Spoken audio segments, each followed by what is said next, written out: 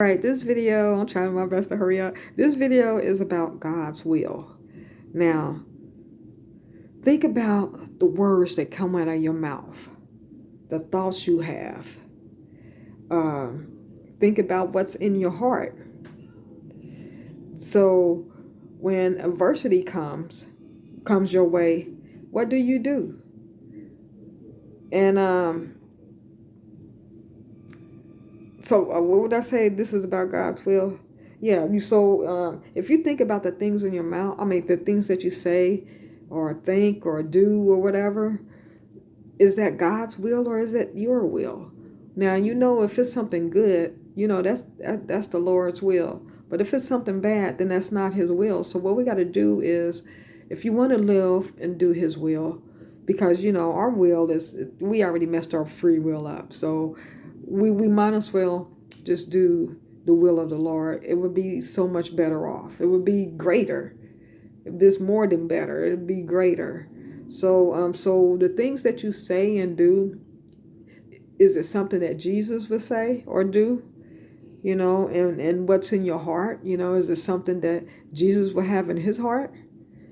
And then, so how you can tell if it's God's will or not when adversity comes your way? How do you react?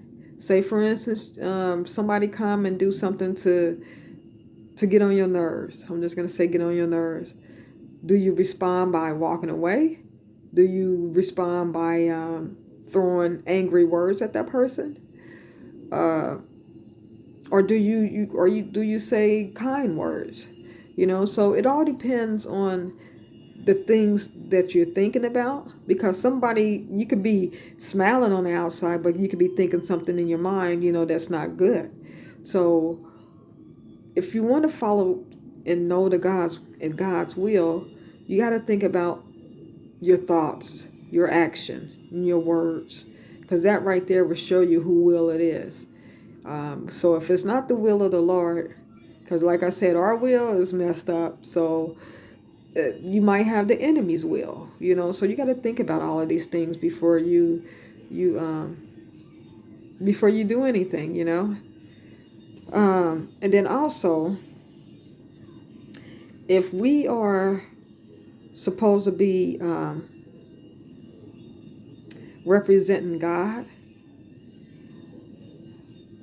you know how some people represent God by having slogans, on a car or wherever they put the slogans at. Some people have crosses on them in their cars, in their houses.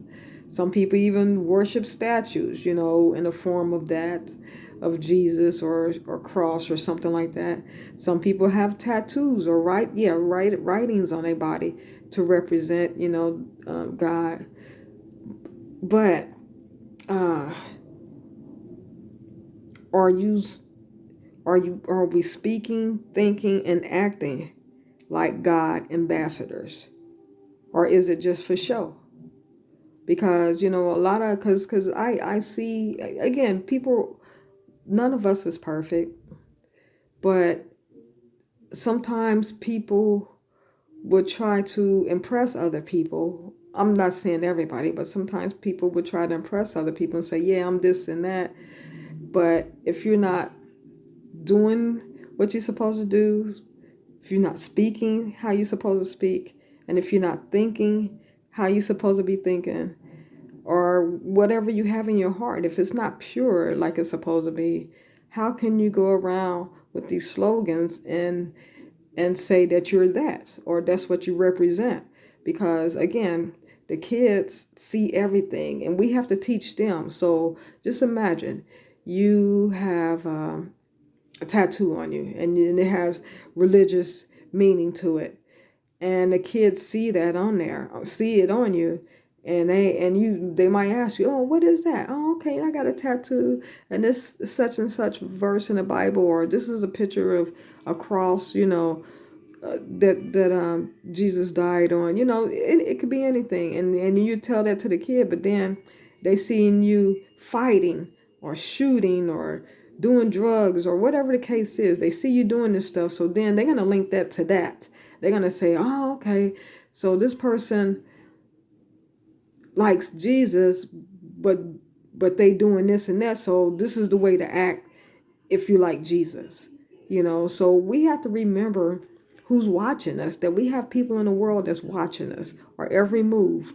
So we have to be better ambassadors. So if you do have these slogans, or if you representing in such a way, just make sure that you are doing it in the right way. And to me, I try not to go around and have this or have that, because I know who I follow. I don't need everybody uh, to know that I serve the Lord. I mean, I will come on here on a video and talk because the Lord is leading me to do so. But other than that, for us like expressing out here, um, you will see in my action. We put it like that. You will see it in my action. I don't need to speak it. You will already know. So you don't have to really go out here and represent like, okay, I believe in the Lord. Let me see it in your actions. And then I would know for sure, because you have to, what it says, judge the tree by its fruit, or the fruit by the tree. I forgot what the saying is. You would know the fruit by its tree, or it's something like that. But so you have to, yeah, I'm a show and tell type person. Show me that you represent, that you really care for the Father.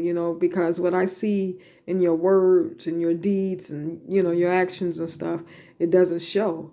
So, but other than that, I wouldn't even have had one to question you if I hadn't seen all of this display. And again, hey, if that's what you want to do, that's fine. But I'm just saying, I try not to um, I try not to have any idols.